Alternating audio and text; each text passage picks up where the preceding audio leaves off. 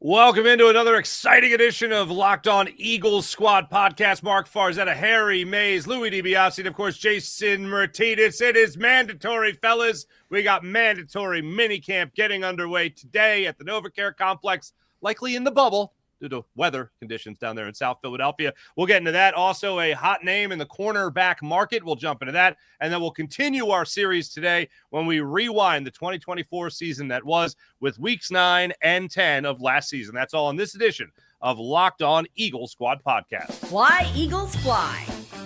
It's the Eagles Squad, sponsored by Gametime.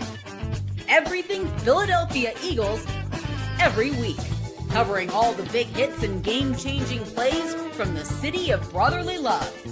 The way only the Locked On Podcast Network can. Get ready and squad up. It's the Eagles Squad show starting now. Hey, Clarence and the band. That was great. Welcome in, ladies and gentlemen. We got so much to get into. Mandatory mini. I feel like this is the big tease before we get into the training camp, the real position battles and all that. So we got plenty to get into in that regard. I know a lot of people are going to want to talk about Cooper DeJean and where he is throughout this mini camp process with just about everybody in attendance. All the people that you're expecting to be starters in the upcoming season there on hand, including Reed Blankenship, that was not there during OTAs, but there today. So we'll break it all down. Plus, hot name on the cornerback market is Jaire Alexander, obviously, who the Eagles faced twice last year.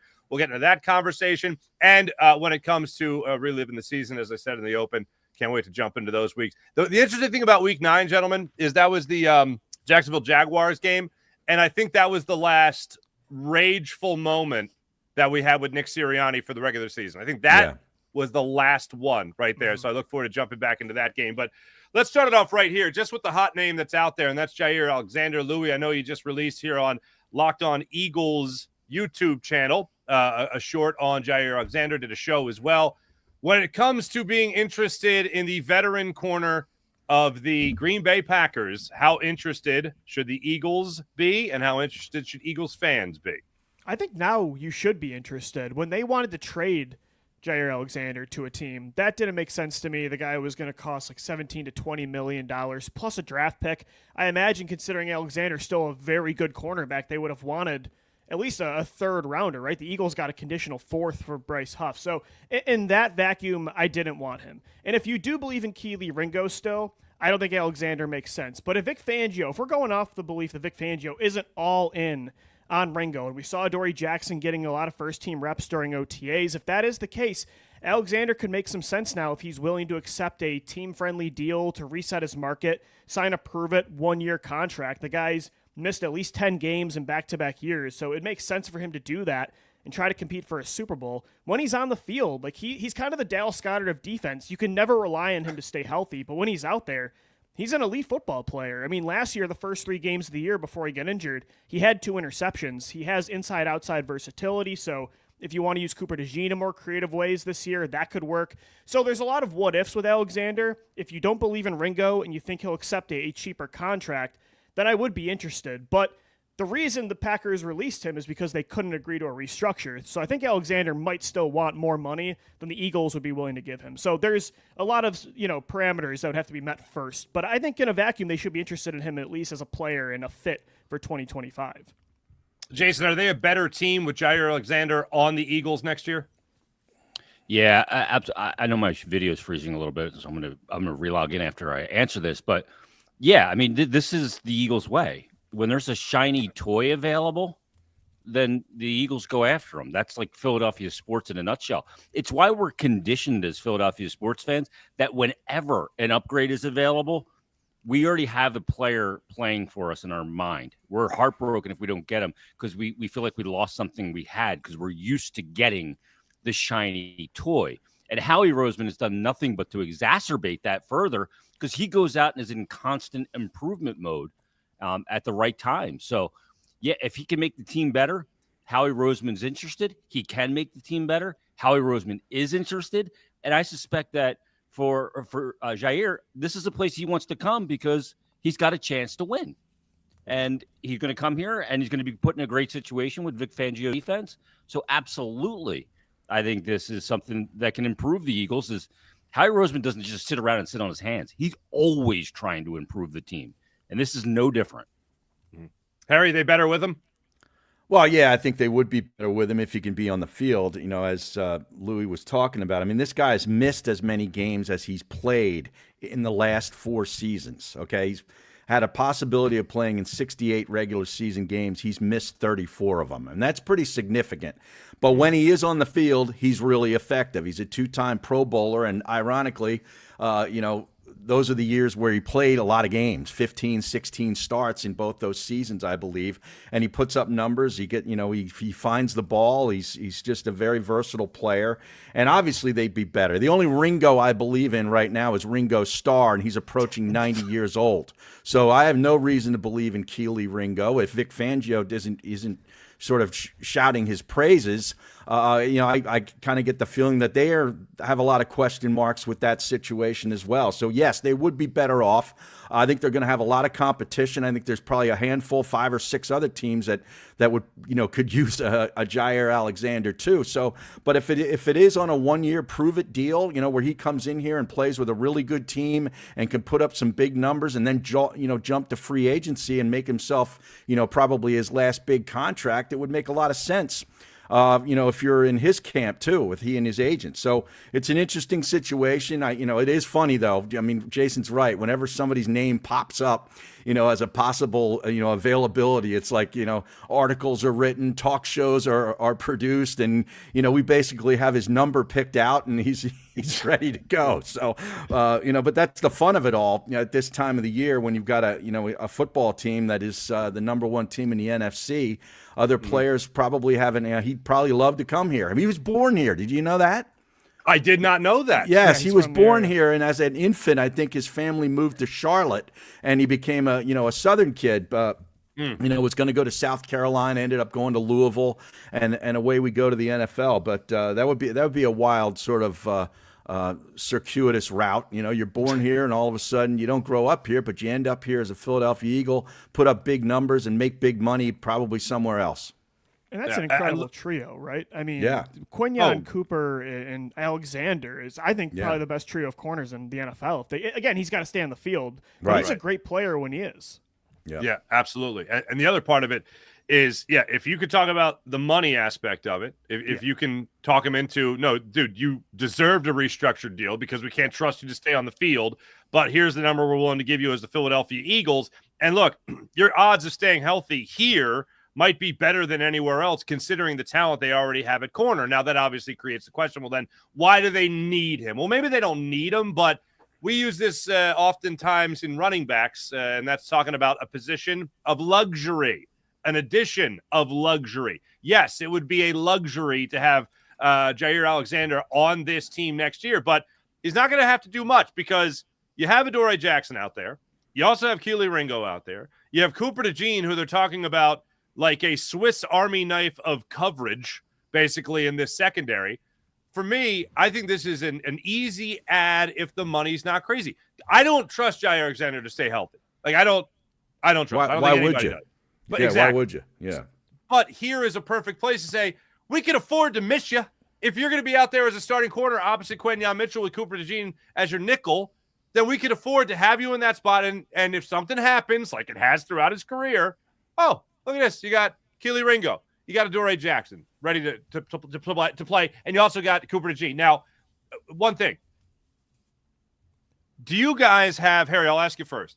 Do you guys have Keely Ringo on your depth chart above Adoree Jackson? Because no. I'll answer the question first. Okay, I have Adoree Jackson as the number 1 right now. In the event that they're in, nickel, Cooper DeJean's in the slot, you have Adoree Jackson as the number 1. I do. Yeah, I do. Simply because he's, got experience in the NFL, playing the position and has proven himself to be a serviceable player at the position. So yes, that's where I've got him. Jason, do you have Adoree Jackson as your number 1 or your number 2? Yeah, right now, I mean, in the middle of the summer as the number 1. But we'll see how things develop through camp. The other thing was, one thing sometimes we don't know is somebody dealing with something that may prevent them from being available in the beginning of the year. Mm-hmm. And you get a guy like Jaire as kind of an insurance policy for the beginning, at least, of a season, because a guy might be, dealing with some injury that could prevent him from being 100%. They've played long into the season last year, as long as anybody. Only one team played as long as they did. So is that part of the equation? A lot of times we don't know that part, right? We don't know the medicals and all of those things, and to have that depth. So that's why you get them. But yeah, right now in the middle of summer, you got guys with experience have an edge over guys without experience because they don't have anything on film that they've proven so far. Mm-hmm. So yeah, I think you do now, but there's a lot that can happen between now and week one in about 80 some days that could change that. Yeah. Louie, where do you go? Adoree Jackson or Kelee Ringo? Yeah, I don't actually agree. I think Kelee Ringo is the guy they want to be the outside corner unless they can get an elite player like Jaire Alexander for cheap. I think Adoree Jackson was brought in to be the plan B. I think he clearly lost a step last year. He's not as fast as he once was. His film was very inconsistent. So I think Adoree Jackson could be their, in case of emergency, like push this button kind of cornerback. Break glass. Yeah, break glass, right? But Vic Fangio said it last week that Kelee Ringo needs reps to learn the position. And if the Eagles are going to do what they've done the last few years, and it's give young guys that are unproven a chance to grow into this position when they invested in them, then they're going to start Ringo. I think putting Adoree Jackson in from the jump would be a very pre-2020 kind of move where they would just always put like a Jason Peters in front of a Jordan Mailata. I feel like that's counterproductive if you have the long term in mind. Unless you're going to bring in an Alexander type of player, I think they got to at least give Ringo a chance to see through this investment. Like, they traded a future third to move up and get him. So that was no small feat. And I think he's flashed in the past. So he does have to at least get some sort of chance to win the job in the summer. 86 days till game one. Yeah, exactly. It's crazy. Wow. 86. It really, look, I ain't complaining because it obviously means the Eagles played and won in the Super Bowl. But man, short off season, fellas. Short off season. Here's Short the celebration, thing. Like, after this mandatory minicamp, this is when the NFL shuts down for a month. Everybody goes. It does. Yeah, because they all go away because they know that when they report for training camp, it's a long haul of intensive football. Hopefully until February again, right? So everybody kind of goes off. The beats even kind of go off the map a little bit, and just say, let's recharge. Let's get our final recharge in here before this is the 5 or 6 week period where Howie Roseman does not want his phone to go off at 2 in the morning. Yeah. Okay. It's no calls from Big Dom. Yeah, Big Dom. Yeah, Big Dom would like to take a vacation too. Okay. Yes. He needs time off. Once this is how to their time off. It's NFL list season across media. That's right. So it's ranking season. Yes. Justin Herbert above Jalen Hurts. We all can't wait for it. And we'll dive headfirst right into receiver. it. Brace yourself. We'll be breaking it down. Yeah. This guy. Oh my God. Yeah. If we have mandatory squad shows, we'll be breaking it down. Yeah. Right. Do you believe PFF's list that came out today? We'll be doing our own list. This? Yep, that's right. Yep. Yeah. Do you believe footballlove.kittycat.com has Jalen Hurts right below? Yeah. Justin Hurts, this guy can't believe it. And we all lose our minds. But this damn is how Chris Sims. Yeah, right. I'm gonna give a prediction. This is how, and you guys walked right into this. It's perfect. This is how today ends. Nick Sirianni, everybody, bring it in. Bring it in. Don't do anything stupid over the next month. We just got to get back here. No drama. Lie low. Upgrade your video game system. Make sure all your subscriptions are there to the Netflixes and of the world and all that stuff. And just stay home and chill. Go a little vacation with the family if that's your thing. But just lay low. As you guys alluded to, no phone calls to Howie Roseman at 2 a.m. No Big Dom. Hey, you're not going to believe that. I don't want that. Just lie low. And as you said, Louie, yes, the NFL shuts down. The league is taking a break. The beat writers, taking a break. You know who's going to continue to live their lives? Members of the actual players. That's who's going to go on to live there. So stay away from the boats. Stay away from the nightclubs. Just don't do anything stupid. Don't end your season in the down season. Right. Yeah. Exactly. It's every fan base has the same concern. Every NFL player you talk to around this time of year, they're like, yep, just got to, lie low. Make sure you're having good, clean fun. Go boating, but no water skiing.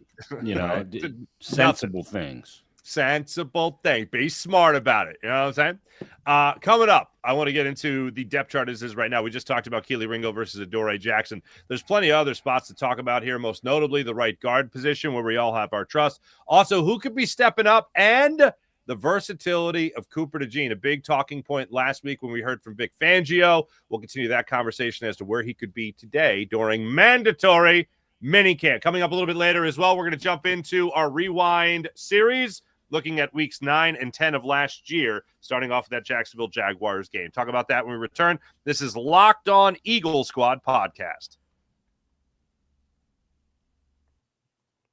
Well, this episode of the Locked On Eagle Squad podcast is brought to you by Monarch Money. Ever check your bank account and wonder, where did all my money go? Well, between dining out, online shopping, and entertainment, it feels like they're writing this for me. It's easy to lose track. That's where Monarch Money comes in, your personal CFO, giving you full visibility and control over your finances. Monarch Money isn't just a budgeting app, it's a complete financial command center. You can track all your accounts, investments, and spending in just one place. So you stop just managing your money, you start building your wealth. When I started using Monarch, I realized just how much money I was spending on food delivery. That was a big bugaboo for me. Now, I budget smarter and I save a lot more. Take control of your finances with Monarch Money. Use our code LOCKEDONNFL in all capital letters at monarchmoney.com. You're going to get 50% off your first month. Once again, that's monarchmoney.com, code LOCKEDONNFL for half off your first year. Eagle Squad podcast. Gentlemen, also a little bit later today, I want to get into what is mandatory, what's not mandatory in our personal lives, off the field, off the microphone. Mandatory, not mandatory. We'll get into that a little bit later as well. But I first could do off, a half hour on that. we could. I could. There's a few things, gentlemen, that really grind my gears. And one is actually, I just saw, speaking of lists, I just saw a list recently, and I can attest to this because I used to ask this question of a lot of guests in my time. A number one deal breaker on a first date. What is mandatory? A number one deal breaker on a first date. It's a really interesting one. You guys might know it already. Some people might be saying it, but it's the number one answer. Survey says number one answer for a deal breaker. It's mandatory on a first date. You do this or it's done before it even begins. We'll talk about that a little bit later on. Cooper DeJean, quite a story last week. I don't know if you guys heard anybody going negative with it. I see no negative to it. Vic Fangio talked about Cooper DeJean like he was the ultimate Swiss Army knife, the ultimate clay to mold into whatever the defense needs. Jason, I can't see a negative in the idea of using Cooper DeJean at safety, using Cooper DeJean on the outside, and of course using him in the nickel spot. I see no negativity surrounding the versatility of this young man. No, give it defensive coordinator, a creative defensive coordinator like Vic Fangio, that variability, and that's great. And the thing about that too is, I talk about this all the time, a defense that is unpredictable, and he being unpredictable on where he's lining up given certain situations, certain matchups, is great, because then the offense doesn't know how to exploit or where to target their intended place to exploit the Eagles defense. So there's nothing negative about that.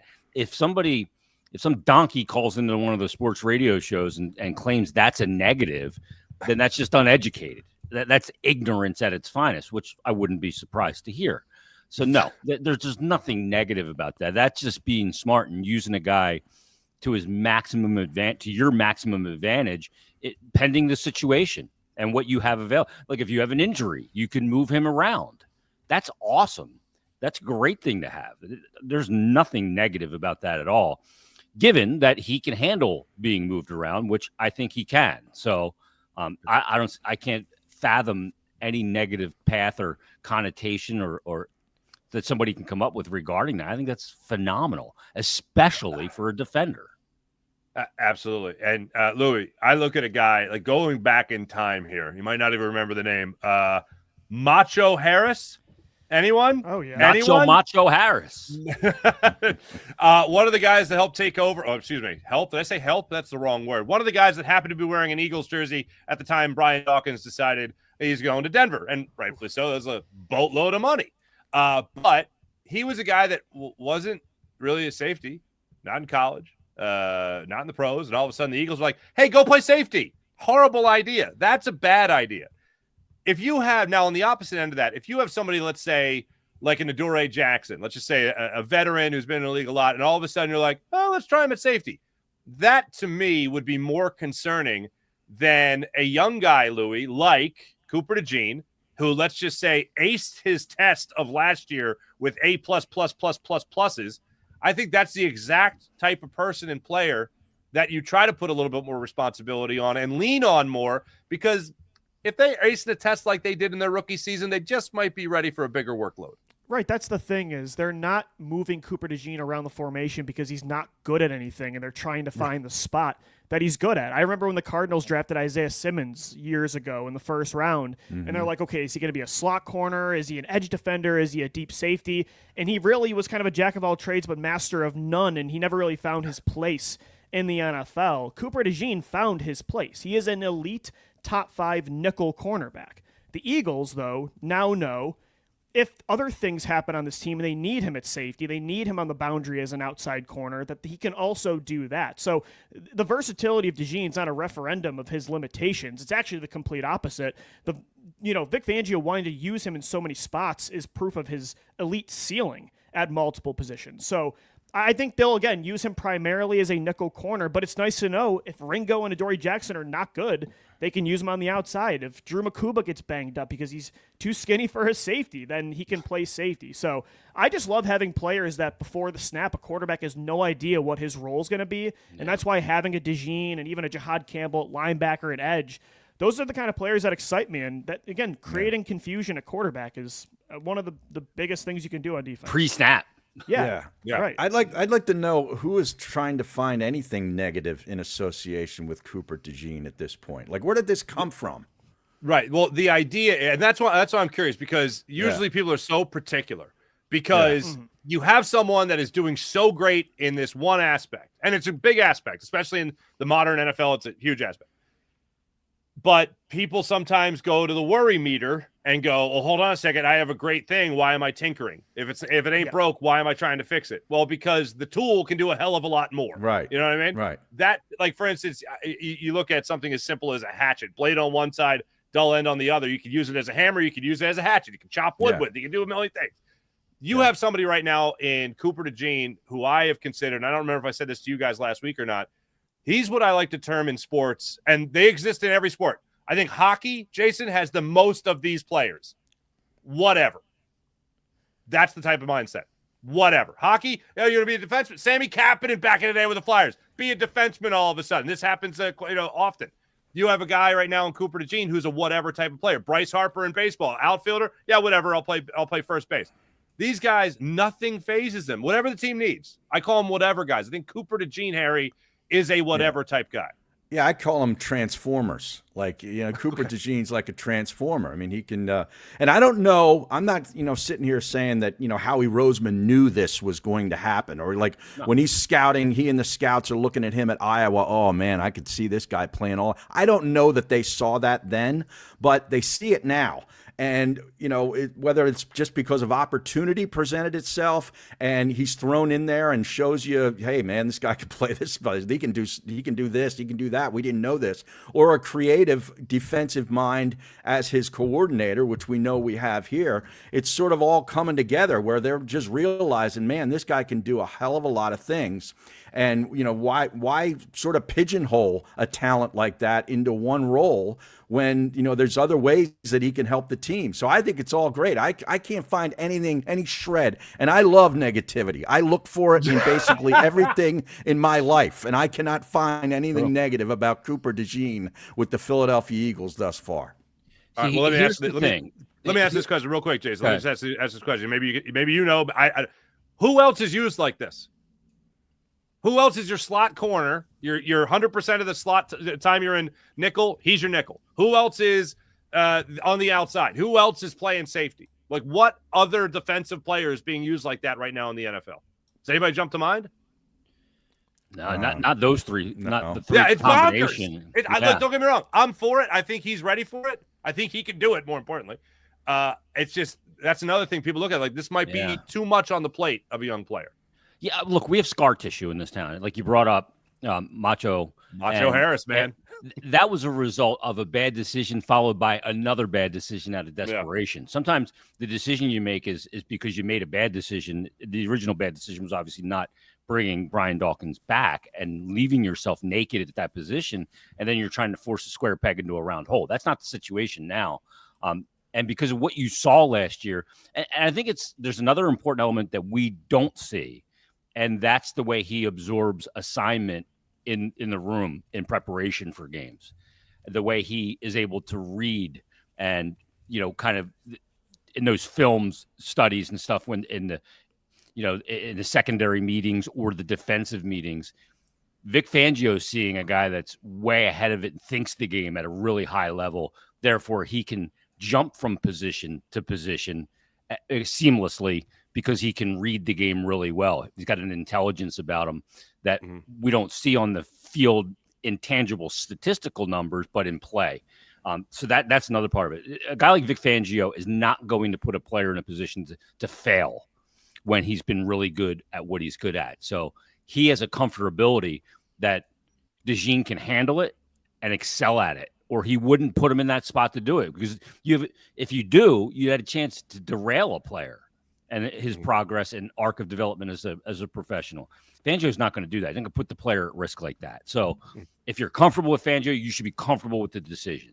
I'm comfortable with Fangio. I'm comfortable with DeJean, and it's a luxury to have a guy that can move around like that. Yeah, looking at another position battle here to go on the offensive side of things for a second. I don't know, maybe I'm crazy, Louie, but I look at this Philadelphia Eagles team in the right guard spot, and you could tell me A, B, or C, and I'm like, oh, is Jeff Stoutland coaching all of them? Then I feel great with all of them. I don't know. I think with other people that might be a naivete, but I don't see any other reason. I don't see any other reason other than believe in Jeff Stoutland and whatever he decides is the best possible person to put in that spot. I mean, his track record, his resume deserves that kind of belief. I will say, though, at the same time, this is probably the weakest right guard group they've had in quite some time. They don't have an Isaac Seumalo. Cam Jurgens, even in 2023, was a solid right guard. Brandon Brooks back in the day, I think, was the best guard in football for a couple years in his prime with the Eagles. Definitely. Last year, Mekhi Becton was this surprise comeback, kind of star on the inside, former NFL draft bust. But this year, I don't know if they have that kind of ceiling there. I think Tyler Steen has a pretty decent floor as a starter.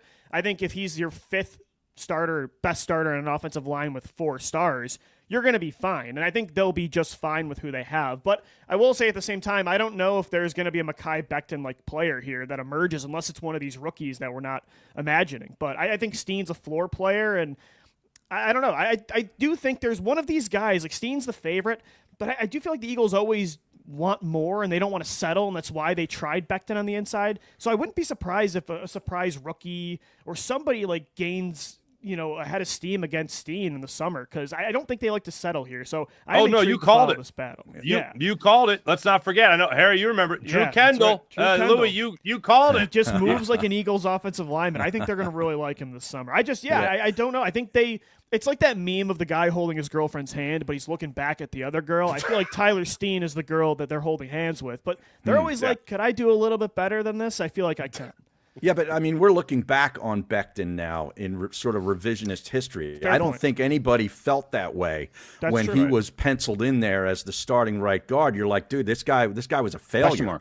In his career, he was a first round pick. He was lauded, at the tackle position, and now he's here playing my right guard. I don't know about this. And we saw what happened. He's played so well that he played himself into a contract elsewhere, and that's a great thing. So I didn't feel that comfortable at this time last year with the right guard position, but by middle of the season, I'm like, yeah, they're good.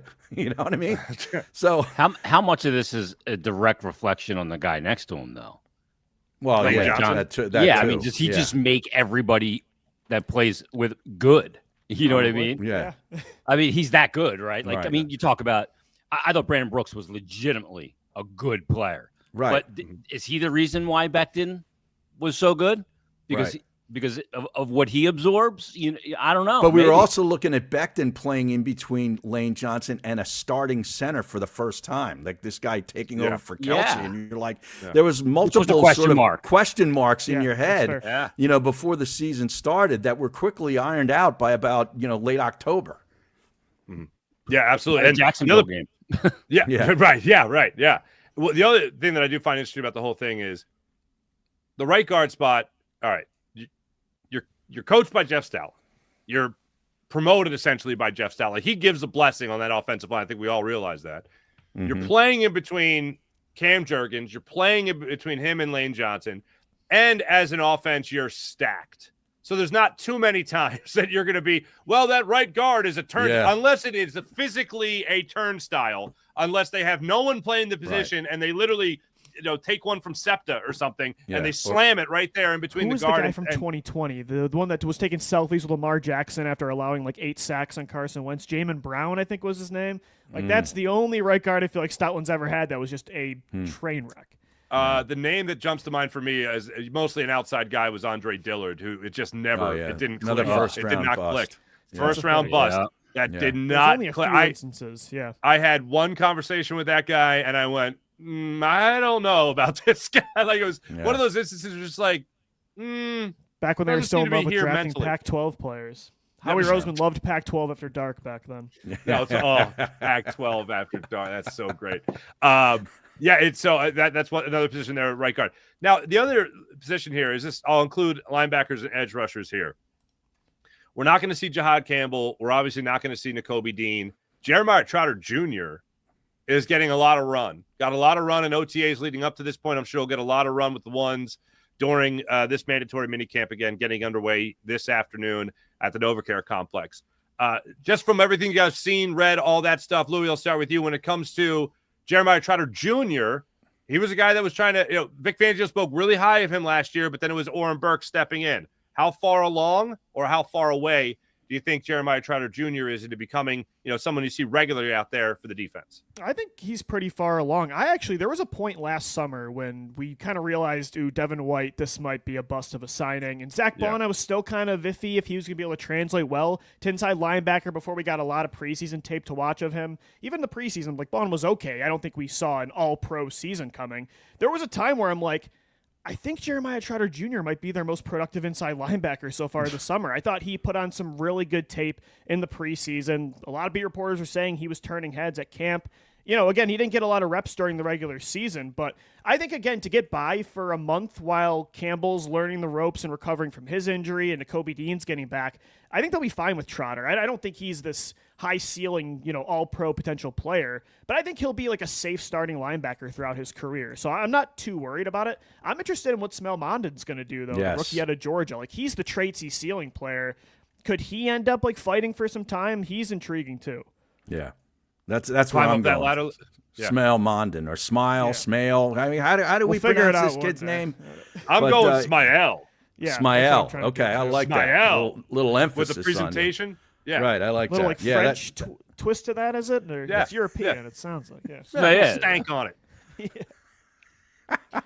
Well, that's one of the question marks. You talk about the right guard position. You talk about linebacker right now going into the season.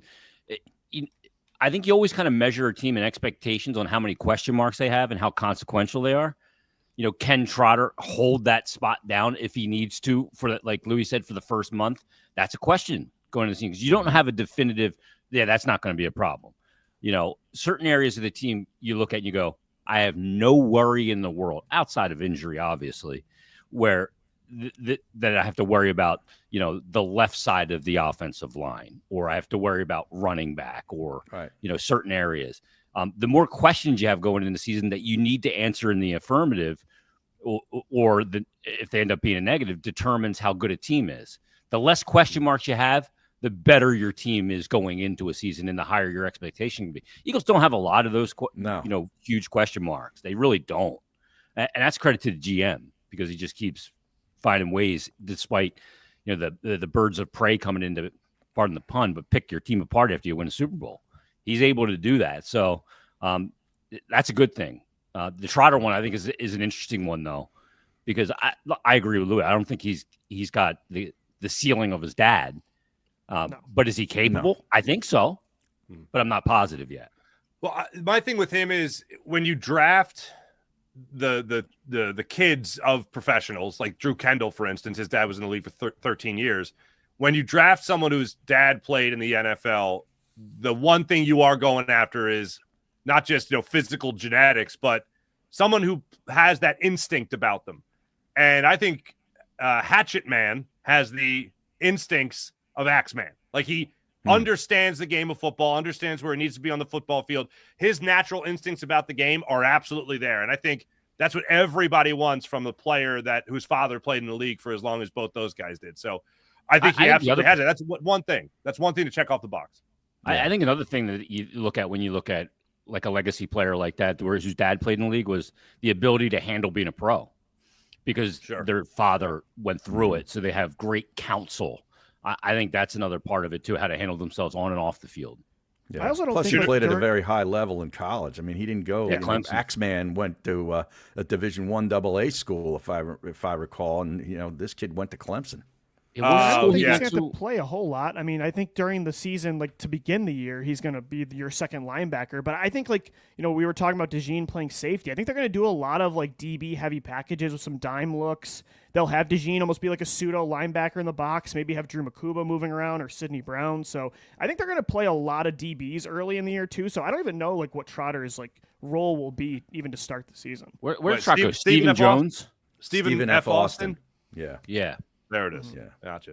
All right, guys, when we come back, we got to get into the rewind here when it comes to the 2024 season that was. Jason, I believe it was you that mentioned the Super Bowl. That's how last year ended, as we all know. We got to get into the Philadelphia Eagles first and foremost, taking on the Jacksonville Jaguars in Week 9 of last year. And then their first matchup against the Dallas Cowboys in Week 10 right after that. We'll get into all that and more when we return. Quick hit here for Locked On Eagles Squad podcast. The week that was, gentlemen, when it came to the Philadelphia Eagles taking on the Jacksonville Jaguars. At this point, they had beaten the Browns. They had beaten the Giants. They had beaten the Bengals.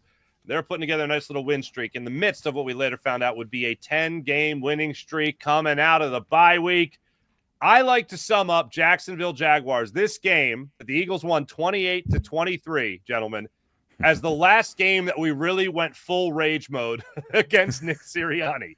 It was, I will say, too much at the goal line. Too much for 2-point conversions. When all you need to do is get some points. And the next thing you know, Harry, this game was a lot closer than it was supposed to be.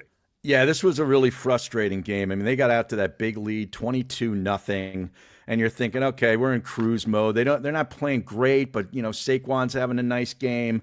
And all of a sudden, in 11 plays, the game's 22-16, and you're like, holy crap, like they could lose this game. Could you imagine? Like, this was one of those where you're on the seesaw where the season could have gone totally the other way if they found a way to blow this game at home. And there was many frustrations as you detailed, the 2-point conversion, obsession. It was almost like they were obsessed. We're going to make one. We're going to hit on one before this game gets to 0. And it was like, oh, come on, man. Just, kick the extra point for God's sake. And then Elliott misses a field goal. I think it hit the right upright from about 50 plus.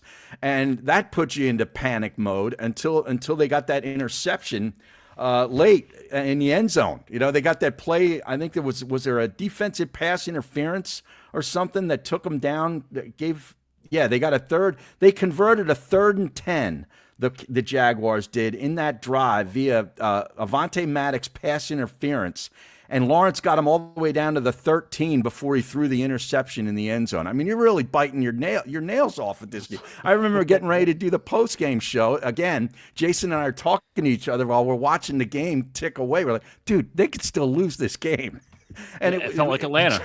Yeah, it really did. Yeah. It really did. Yeah. But, like they got the turnover. They ended up, Barkley had 160 yards rushing. He had, 2 touchdowns, one through the air, one on the ground.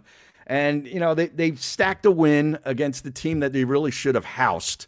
And it wasn't a pretty win by any stretch. But at that point in the season, you're just trying to find ways to win games. They won it ugly. It was a blowout that became close.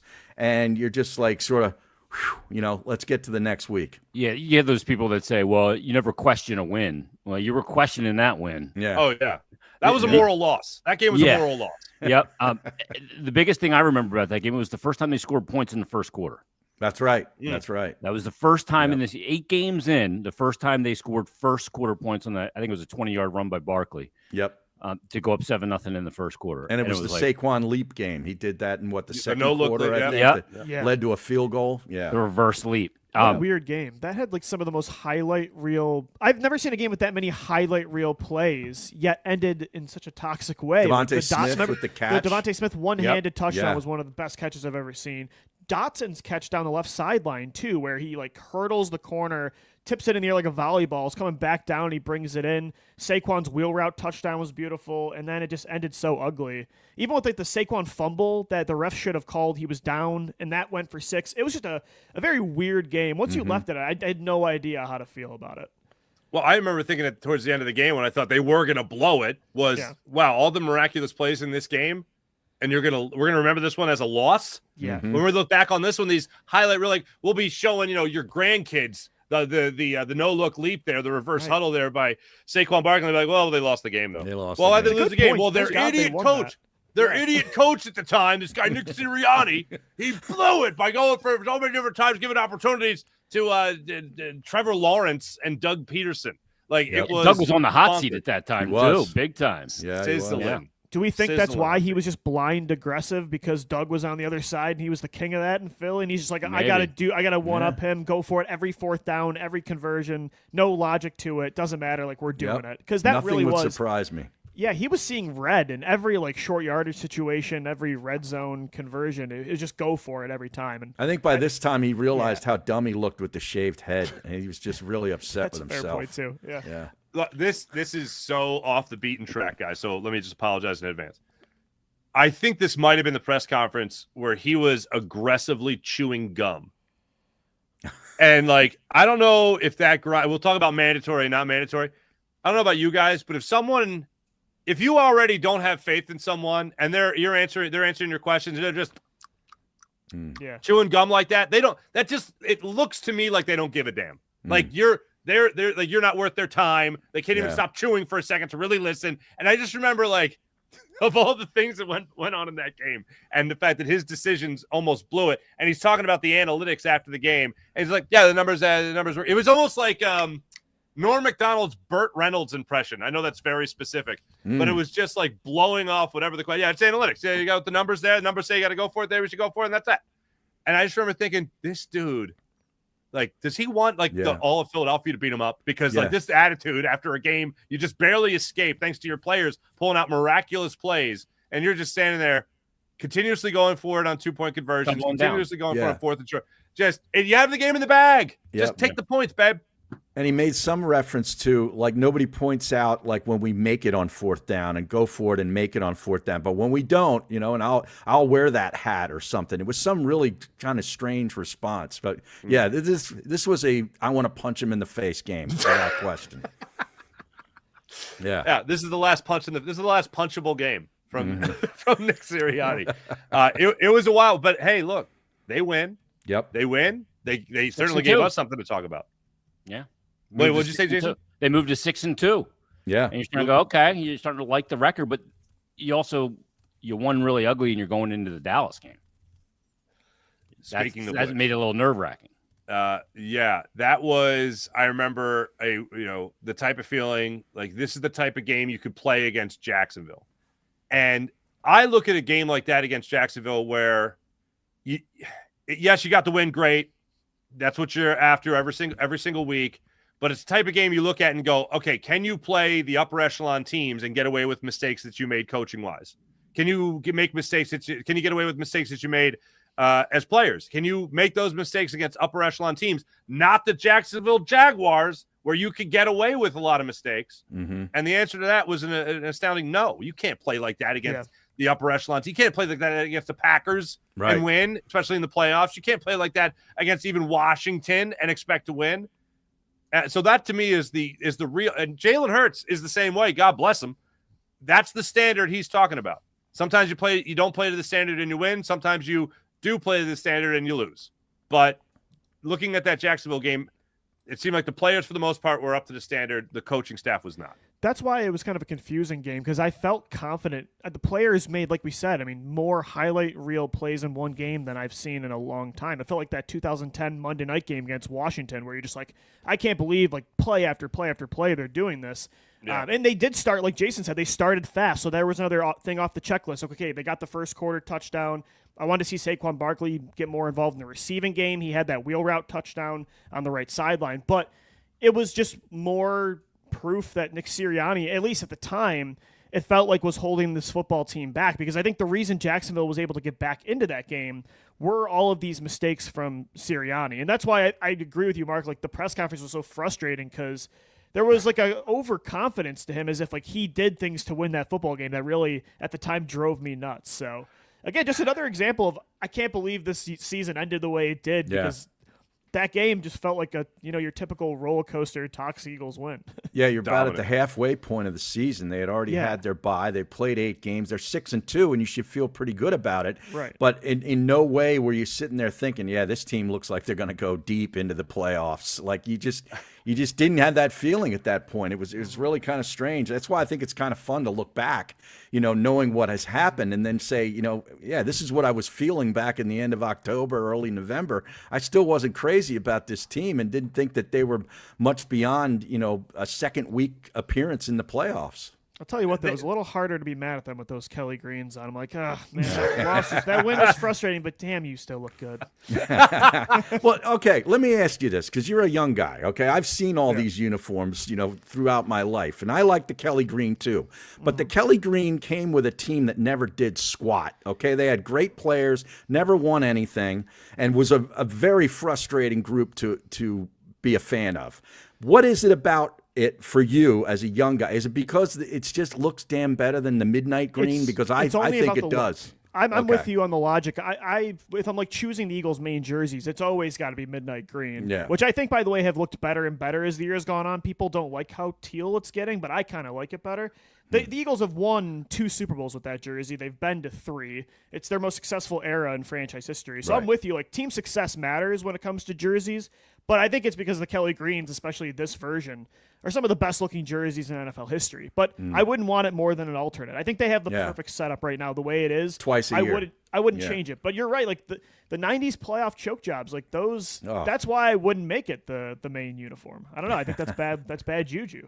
I think there's a large amount of Irish Americans in Philadelphia that love it. And you know what? I got to agree with them. Sells too, right? Yeah. I'm not one of them, but they love it. They eat it up with a spoon. There was some corned beef and cabbage and all the good stuff that my Irish friends always tell me about. They love it. And then the other thing is, Harry, my grandfather would call you a kid, and he'd say, "How dare you spit upon my 3 NFL championships?" Oh, and 48. The 48, 3. They went to 3 straight championships. They won back-to-back They at won 48. Grandpa, they were wearing black and white jerseys back then. What do you mean? Yeah, right. Color? Yeah. Yeah. Just don't Everybody bring was back just gray. those Widener-looking ones. Remember from 1933 that they wore way back? Light blue the Frankfurt and yellow jackets? They wore them in 2007, right? For the 75th anniversary. Brutal. The Kevin Curtis game. The Kevin Curtis goes bananas while looking like a banana. Go figure. Yeah. But it was that, and then they won in 60 because they won the rookie year of Chuck Bednarik and the last year of Chuck Bednarik. There you go. There you go. All right. Hey, speaking of some old-fashioned stuff, we're going to get an old-fashioned rivalry here, and that has to do with the Dallas Cowboys, who is next on the Eagles' schedule for that game. It was Week 9. Week 10, they took on the Dallas Cowboys. That game ended in a blowout. And plus, on the day of mandatory minicamp, was mandatory acts in society. We're going to make rulings on this when we return. This is Locked On Eagle Squad Podcast. Before we go any further with that, though, gentlemen, the Dallas Cowboys and the Philadelphia Eagles kicked off for the first time in 2024 in Week 10. The Eagles did what the Eagles did through a lot of last year, which was dominate. After they beat the Jacksonville Jaguars 28-23, they went into Dallas and took on the Dallas Cowboys and whooped them something terrible, 34-6. Jalen Hurts, 202 yards through the air. Saquon Barkley, just 66 yards on the ground. A.J. Brown, 5 receptions, 109 yards. Louie, I'll start with you for this one. When you think about that matchup, that dominance there by the Eagles, what jumps to mind? Yeah, it was tough to take away a whole lot because the Cowboys didn't have Dak Prescott in this one, right? So, Cooper Rush is in there. There was some cameos from Trey Lance at the end of the game. So it just kind of felt like just get in and get out kind of win. Like, let's keep stacking this win streak, get to 7-2. I was thinking more about like the bye week at that point. Like, all right, we really have a chance here if this continues to go for that 1 seed, which is so crucial in the postseason. So it was more of like a big picture kind of win for me. It was like, just get that win. I think on offense, though, you felt really good about the efficiency, and I think they played more mistake-free football, which was good after that Jaguars game. It was just a cleaner brand of football, and I think you needed that after, again, such an up-and-down Jaguars win. Yeah, I didn't know really where to go with this one but Dallas was just so bad. I mean, it was like Dakless in Dallas, and you got Cooper Rush, and to the Eagles' credit, they forced 5 turnovers. I mean, that was really the game. I mean, they didn't even really have big drives in this game. They didn't have a whole lot of offense because Dallas was giving them a short field. Pretty much the entire game. I mean, you talked about the numbers. I mean, efficient, yes, I'll agree with you on that. It was good to see them hold a bad offensive team with a bad quarterback to 2.6 yards per play. I mean, that's what you want to see out of your defense. Suffocate them, turn them over, and they did all that. It was hard to walk away thinking like, wow, I'm feeling a whole lot better about this offense yet, because they really weren't asked to do a heck of a lot in this game. And, you get the big win, which is always great against Dallas. I think it was a late afternoon game. So that's there was a cool spot. I got to do the post-game show before 8 o'clock, so I was pretty happy about that. But this week was also the week, now you got Washington coming in. We'll do this game next week, or on Thursday, I should say. But the Commanders lost to Pittsburgh that day and fell to 7-3. They had not had their bye week yet, so you were now in full force, control of first place with Washington coming to town. So that was a pretty, kind of a cool aspect of it after the fact. Yeah, I'll give you this rundown real quick. I remember Jalen Hurts took back-to-back sacks that backed him up to the 43-yard line. He took 5 sacks that game. Yeah, 5 sacks that game, back-to-back on the first possession of the game. And I remember feeling really good because Chauncey Gardner-Johnson just had a big hit on a 3-and-out to force a 3-and-out on the Cowboys in their first possession. Eagles are able to get the ball later. I think the Cowboys actually took – it was the Eagles were up 7-0. Hurts got the first tush-push touchdown of the game. Then A.J. Brown was able to come up with a big play, 30 yards, I think it was. Mm-hmm. Dallas got a field goal. It's a 7-3 game. Eagles take complete control pretty much in the second quarter. Third quarter, they really start to run away with it. Johnny Wilson got a touchdown in that game. I think that was his first as a pro. Yep. Look out. That made it 21-6. And they just kept cooking. Cooper DeJean had a big return of like 31 yards on a punt. Still don't want him doing that. I don't need to see that anymore. I don't need to see that. Neither do I. Neither do I. We're all in agreement there. Yeah. We love the versatility of Cooper DeJean, but I don't need him returning punts. On defense, yeah. I mean, he's going to be playing defensive tackle this year at times, so he can't be returning the ball. Maybe right guard. Right guard. Maybe. I saw one picture of Jeff Stoutland looking at him being like, he's got good lower body laterability or whatever he calls it. I think it's lower body lateral movement. Lower lateral movement. It was something like that. Anyway. Before we go on any further, let's see what we got here. Jeremy Von Skyver, what's up, buddy? Alexander's best days are behind him. I'll take him on a 1-year deal, incentive-based deal. I get it. I get it. Hodgepodge, why as far as that a bald? Jeans, baby. Jeans. Straight bullet. Jeez. Sirianni, older brother. Not Cooper DeJean's. Yeah. Not Cooper. That's a bad one. Let me just say this. Nick Sirianni is 1 year older than me. Leave me alone, all right? He's my older brother, if anything. Anyway. Is this a 49ers chat? No, get out of here. They can watch. Just hit the like button. Welcome to the party. Jeremy Von Skyver, hat tipping to Big Louie. Bingo Louie. I like it. You hit the nail on the head. Youngster football, or youngest roster in football. Like that. Mm-hmm. Vincent just wants to say he likes the show. Thank you, Vincent. Appreciate you. Steve. Oh, look, Jeremy was all over it. Oh, Chance Walmack. We were thinking of busts. Okay, so that was on the offensive line. That's another one. One of the Jeremy was all over it as well with Stephen Von Austin as well. Thanks He to was everybody in the chat. He was a Bama player too, wasn't he, Warmack? Yeah, he Yes, was he a was. top 10 pick, like Yeah. 2011, I believe. Yeah. Yeah. It Yeah. didn't work out here. It didn't work out anywhere, from what I understand. All right, fellas. Today is mandatory. Today's mandatory minicamp.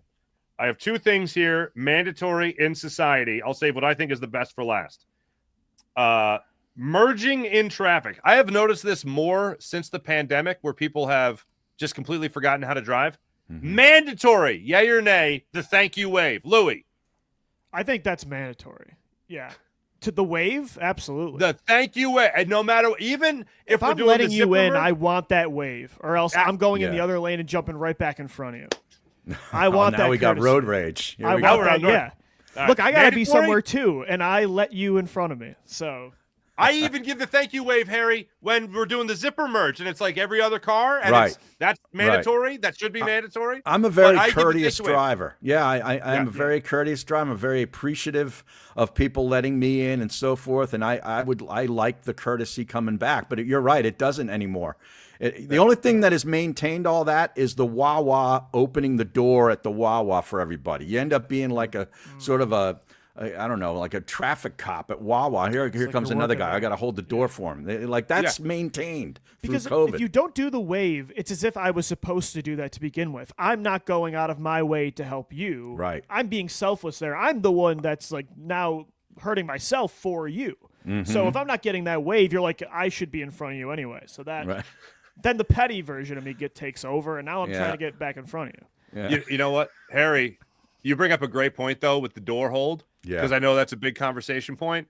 Like for someone like Larry David, for instance. Right. But if you hold the door for somebody, like let's say somebody behind you, and they like you walk in, you're like you give it the nudge, and they just walk in without nudging the door as well for maybe the next person. Yeah. They all of a sudden you'd expect you to be the door captain or something. Right.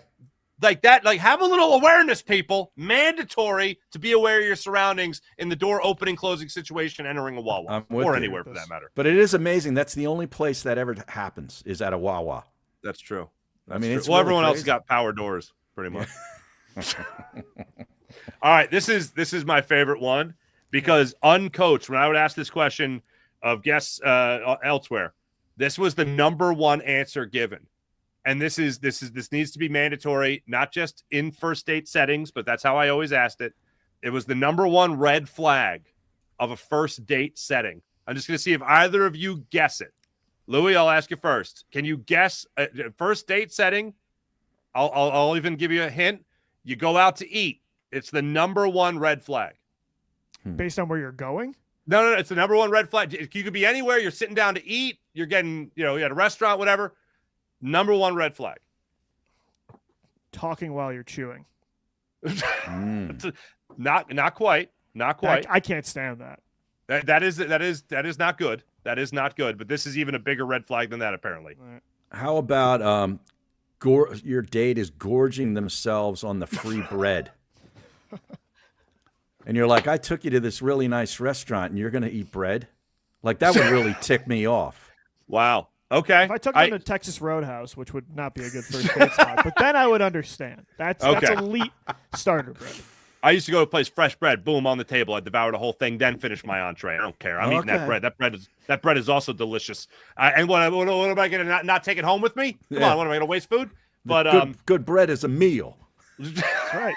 Especially got a little olive oil. Anyway, no, this is the number one. You ready for this? What is it?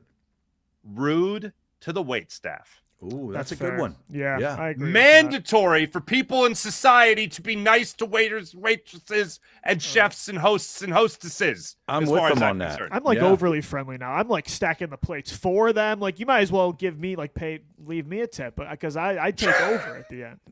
These are things in society, people that are mandatory. Yeah. Like the Eagles at I agree with Minicamp today. Have you ever been at a table with a mixed group of friends, someone you don't know that well, and then they're a jerk to the wait staff? Yeah, it's very I uncomfortable. disassociate. Oh my god! I don't know. I just met that person. Do not. Right. It's not even that I think there's going to be retribution with how they handle my food. Exactly. It is in the back of my mind, but it's just being common courtesy, I agree. courtesy for people. That's the same person too. That's like, can we also split this bill up by like 10? We got like 10 Yeah, different right, groups right. here. So Well, You you got had a 2 steak. drinks. I got 3 Yeah. gift cards too. I don't know how much is on each one, but let's see what we got.